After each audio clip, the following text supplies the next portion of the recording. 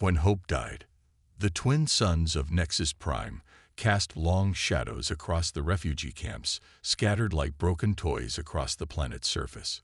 3 years had passed since the Kethvar invasion began, and the once mighty Galactic Unity Council lay in ruins.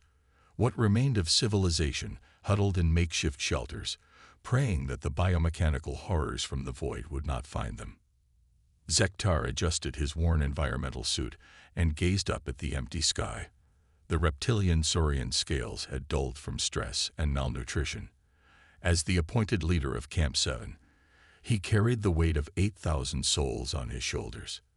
They came from dozens of worlds. Avian Skylari with their colorful feathers now gray with dust, crystalline Vorthak whose bodies flickered weakly, and countless others who had fled the advancing darkness. "Another supply drop is late," announced Dr. Lyra Mons, her once brilliant blue feathers ruffled with worry. The Skylari scientist had escaped the destruction of her homeworld area just hours before the Kethvar turned it into a breeding ground for their twisted creations. The transport from Sector 9 was supposed to arrive yesterday. Zektar's clawed hands clenched into fists. "They're not coming. No one is coming anymore." He had seen the reports. Entire star systems going dark, communication networks failing, military fleets simply vanishing without a trace. The galaxy was dying, one world at a time. The Kethvar were unlike any enemy the galaxy had ever faced. Part machine, part living tissue, they consumed everything in their path. They turned captured worlds into hive factories, transforming the very ground into pulsing organic machinery that spawned more of their kind. Conventional weapons barely scratched their adaptive armor, and their ships regenerated damage faster than most fleets could inflict it. In the children's section of the camp, young ones from various species played with broken toys and drew pictures of homes they would never see again. Some had been born in the camps and knew no other life. They spoke in hushed whispers of the Silent Fleet, the humans who had supposedly vanished during the first Kethvar attacks. "Tell us the story again," begged a small crystalline child, her faceted body catching the fading sunlight. An elderly Terran maintenance worker named Sam cleared his throat. He was one of the few humans in the camp, too old to fight when the evacuation orders came. "Well, little gem, they say the human fleets just disappeared one day. Poof, gone without a trace. Some folks think the Kethvar got them first. Others believe they ran away to hide." Zektar had heard the stories. Humans were supposed to be fierce warriors, but when the real test came, they had simply vanished. Another species that talked big but crumbled when faced with true horror. Still, something nagged at him about those tales. The humans he had met were stubborn to a fault, almost recklessly brave. It seemed strange they would simply abandon everything. As the sun began to set, emergency sirens wailed across the camp. Zektar's communicator crackled to life with panicked voices. Massive energy signature detected in high orbit. It's huge, the size of a small moon. All defensive positions, prepare for. The transmission cut to static. Zektar rushed to the camp's observation deck, a ramshackle platform built from salvaged materials. Through his binoculars, he could see it, a dark shape blocking out the stars, slowly rotating as it settled into orbit above Nexus Prime. Dr. Lyra Mons joined him, her keen avian eyes straining to make out details. "By the eternal winds," she whispered, "that's not a Kethvar vessel." The ship was massive beyond imagination, its hull sleek and angular rather than the organic curves of Kethvar bioships. Running lights flickered along its surface in patterns that seemed almost familiar. Suddenly, every communication device in the camp activated simultaneously. A clear, strong voice filled the air, speaking in perfect galactic standard. "This is Captain Elena Vasquez of the United Earth ship Prometheus, hull number UES 4472. To all survivors on Nexus Prime, this is not a drill. Repeat, this is not a drill. We are here to help." A stunned silence fell over the camp. Humans, real, living humans, Not the stuff of legend or faded memory, but here, now, in a ship that dwarfed anything the galaxy had ever built. Zektar's communicator buzzed with an incoming transmission request.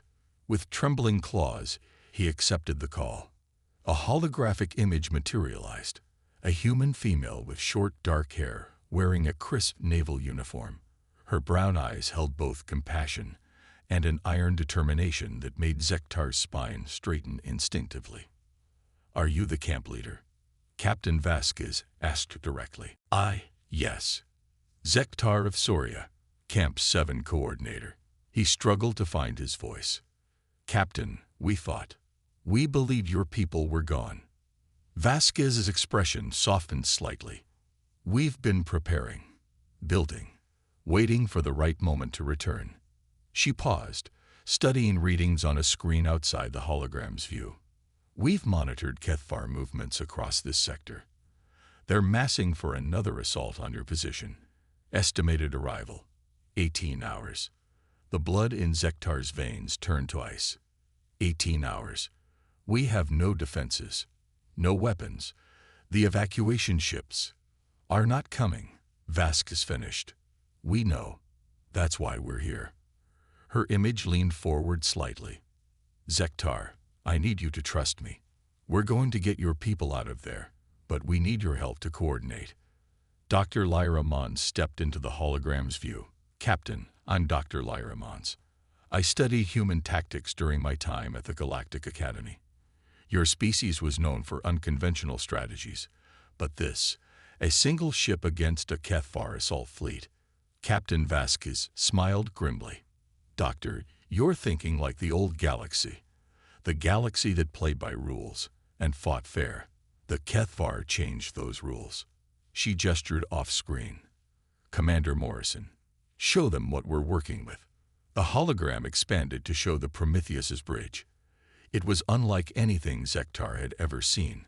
Not the sterile efficiency of council ships, but a fusion of cutting-edge technology and practical design. Humans moved with purposeful energy between stations that seemed to adapt and reconfigure in real time. A tall human male with graying temples appeared beside Vasquez. "This is Commander Jake Morrison, my tactical officer." "Jake, give them the overview." Morrison nodded curtly. "The Prometheus isn't just a ship, it's a mobile fortress. We've spent 3 years analyzing Kethvar weaknesses while building countermeasures. Our hull is lined with quantum disruption plating that interferes with their regeneration. Our weapons fire adaptive plasma bursts that evolve mid-flight to counter their defenses. But more importantly," Vasquez continued, "we're not fighting this alone. Every survivor camp, every hidden colony, every refugee who's been running scared. You're all part of this now. We're going to teach you to fight back." Zektar felt something he hadn't experienced in years. Hope. But it was tempered by brutal reality. "Captain, with respect, we're refugees, scientists, teachers, children. We're not soldiers." "Neither were we once," Vasquez replied. "But the Kethvar made soldiers of us all." She looked directly at him through the hologram. "Zektar, in 6 hours, we're sending down shuttles with supplies and personnel. We're going to turn your camp into a fortress. We're going to give your people weapons and training. And when the Kethvar arrive, we're going to show them what happens when the galaxy fights back." As if summoned by her words, the great ship above began to move. Smaller vessels detached from its hull like seeds from a flower, dozens of them streaking toward the planet's surface. Each one carried hope. Real, tangible hope in the form of weapons, shields, and most importantly, humans who refused to surrender. Dr. Lyra Mons watched the approaching shuttles with wonder. "Why now? Why reveal yourselves after all this time?" Captain Vasquez's expression grew distant. "Because hiding and building in secret only gets you so far. At some point, you have to make a stand.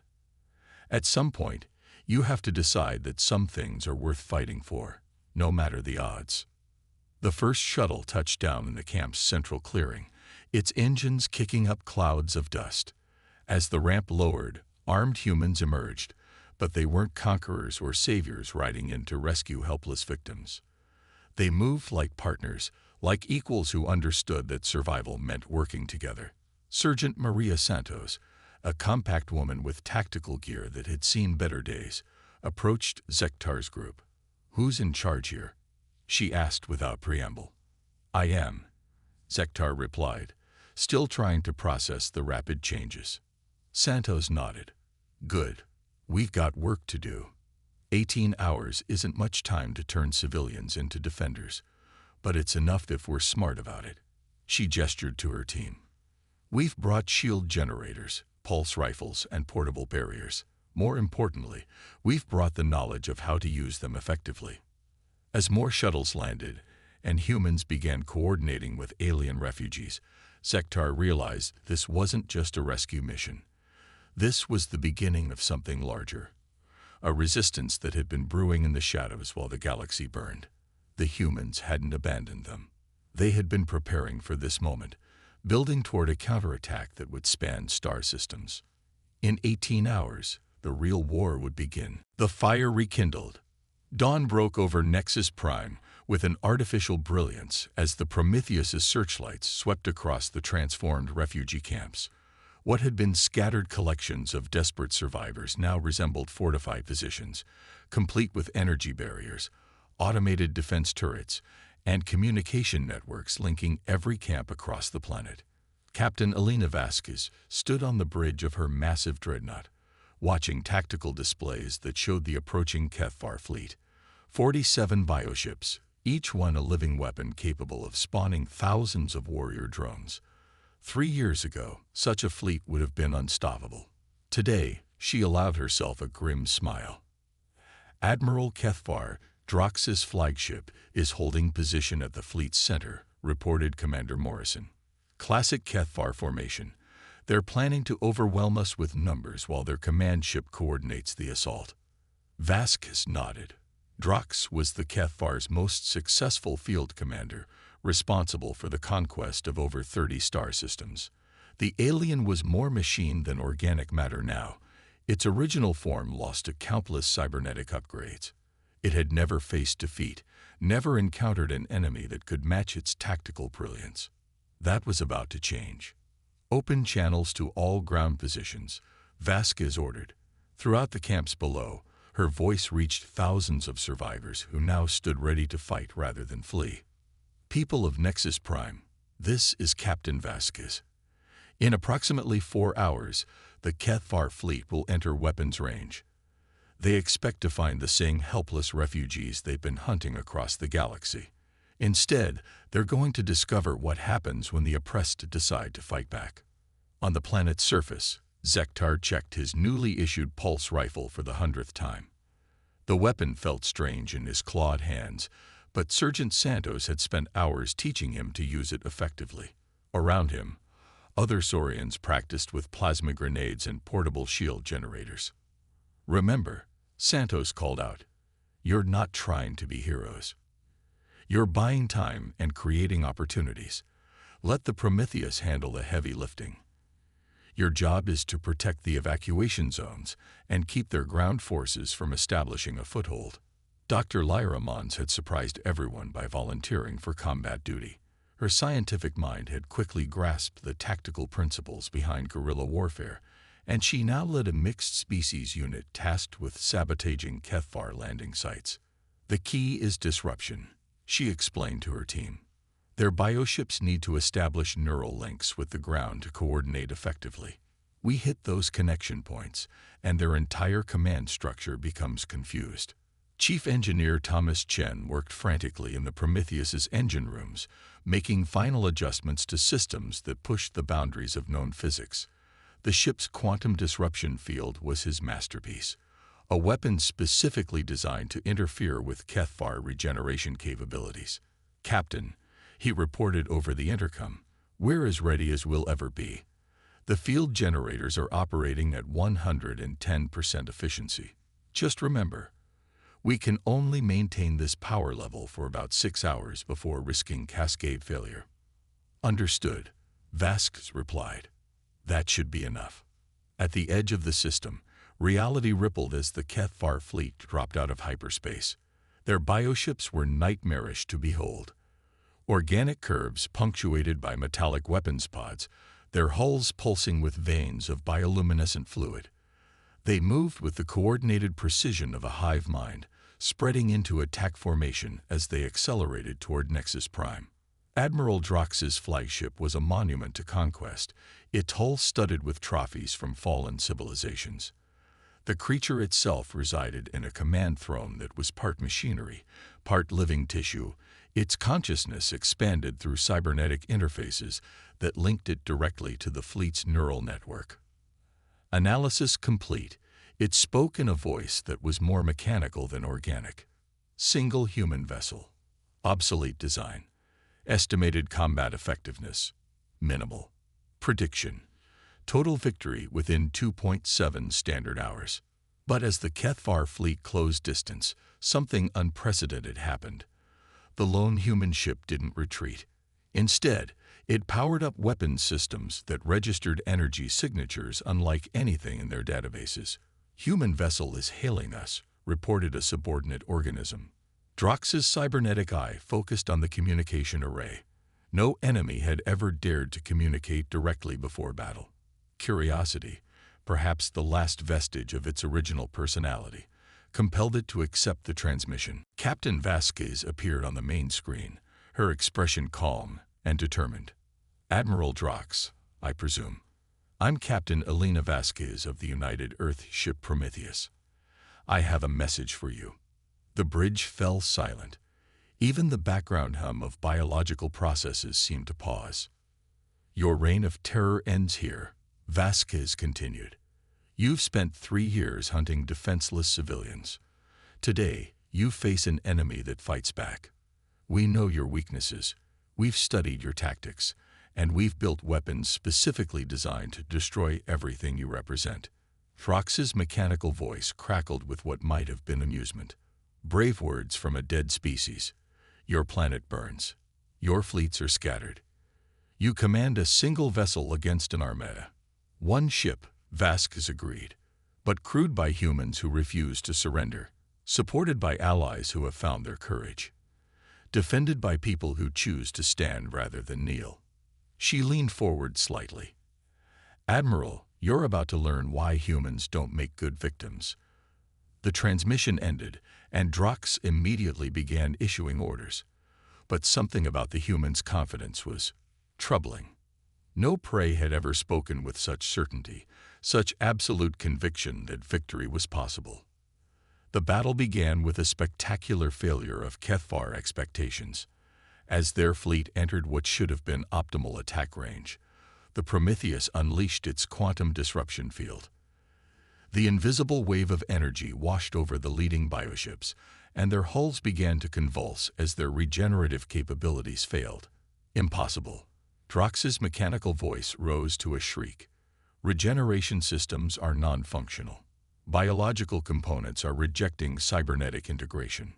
The Prometheus followed up with a devastating barrage from weapons that adapted their frequency and intensity with each shot. Kethvar ships that had survived countless battles found their adaptive armor useless against weapons that evolved faster than their defenses could respond. But the real surprise came from the planet below. As Kethvar landing pods began their descent, they encountered not helpless refugees but coordinated resistance. Pulse rifle fire erupted from concealed positions while portable shield generators created overlapping fields of protection. The survivors had become soldiers. Piptok, a young crystalline who had never held a weapon before yesterday, found himself defending the medical evacuation zone alongside a Saurian engineer and an elderly human maintenance worker. When Kethvar drones burst from their landing pod, he discovered something remarkable about himself. He could fight. "Left flank." 3 drones advancing through the rubble, shouted Sam, the old human who had told stories about the silent fleet. His aim was surprisingly accurate for someone his age. Piptok's crystalline body pulsed with energy as he coordinated his team's fire. The drones were fast and deadly, but they had expected easy prey. Instead, they found defenders who had been trained by humans in the art of making every shot count. Dr. Lyra Mons led her sabotage team through underground tunnels toward the primary HFY neural relay. The bioship attempting to establish ground control had extended tendrils deep into the planet's crust, seeking to turn Nexus Prime itself into an extension of their hive mind. "Charges set," reported a Vorthek engineer whose crystalline form sparkled with nervous energy. "Detonation will sever their connection to ground-based forces." "Do it," Lyra ordered. The explosion that followed shook the ground for kilometers around. Suddenly, HFY ground forces found themselves cut off from their command ship, their coordinated attacks dissolving into confusion as individual units struggled to adapt without hive mind guidance. In space, the battle was reaching its climax. The Prometheus had destroyed nearly half the HFY fleet, but its quantum disruption field was beginning to falter. Chief Engineer Chen's warnings proved accurate. The system was approaching critical failure. Admiral Drox's flagship, heavily damaged but still functional, began charging its most devastating weapon, a bioplasma cannon capable of sterilizing entire continents. If it reached full charge, every living thing on Nexus Prime would die within minutes. "Tom," Vasquez called to her chief engineer, "I need everything you can give me. One more push." "Captain, if I overload the quantum field generator, it'll create a cascade reaction. The explosion will be visible from 3 star systems." Vasquez looked at the tactical display showing thousands of survivors fighting desperately on the planet below. People who had found the courage to stand up to their oppressors. Aliens and humans working together to protect something greater than themselves. "Do it," she ordered quietly. Skylari Wing Commander Zerilyn, reporting for duty, added a melodious avian voice. "We received your transmission, Captain Vasquez. The galaxy is ready to fight back." More ships appeared. Vorthek cruisers, Terran frigates, even a massive Titanium-class dreadnought flying the colors of the reformed Galactic Unity Council. The message broadcast from Nexus Prime had reached across the stars, carrying hope to survivors who had been hiding, waiting, afraid to act alone. Admiral Drox watched in what might have been horror as its certain victory transformed into crushing defeat. The single human ship had become a rallying point for the entire galaxy. The prey had become predators. The battle that followed was swift and decisive. HFY bioships, already weakened by the quantum disruption field, found themselves overwhelmed by a coordinated assault from dozens of species working in perfect harmony. Ships that had never fought together before moved like dancers in a ballet of destruction. As the last HFY vessel exploded in brilliant plasma fire, Captain Vasquez allowed herself a moment of satisfaction. But her work was far from over. This victory was just the beginning. "Open galaxy-wide channels," she ordered. "All frequencies."